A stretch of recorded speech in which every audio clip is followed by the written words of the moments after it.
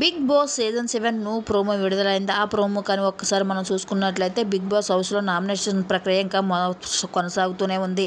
అయితే శోభా శెట్టి తేజాని నామినేట్ చేస్తుంది. నువ్వు మాట నన్ను ఉన్నప్పుడు నేను కెప్టెన్గా ఉన్నప్పుడు నా మాట వినకుండా నువ్వు వేపు రూమ్లోకి వెళ్ళి పడుకుంటానంటూ అన్న అది ఆ పద్ధతి నాకేం నచ్చలేదు అంటూ ఇంకా తేజాను శోభా శెట్టిని నామినేట్ చేసుకుంటూ వస్తుంది.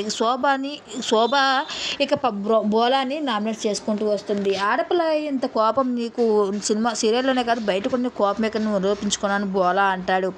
అయితే నువ్వు ఇంకా ప్రియాంక బోలాపై చాలా కోపం పడుతూ నువ్వు ఇలా నటిస్తున్నావు హౌస్లోనే అనేసి ఉప్పు అని ఊరితే నేను అదంటే నీ పరిస్థితి ఏంటి, ఆడపిల్లపై ఉండి ఇలా చేస్తున్నావు నీ బతుకేంటి అనేసి ఇంకా బోలా అనేసరికి చాలా ఎమోషనల్ అయిపోతున్నారు. ఇక శోభ ప్రియాంక మధ్య ఇవాళ నామినేషన్ హోరాహోరీగా సాగిందని చెప్పవచ్చు.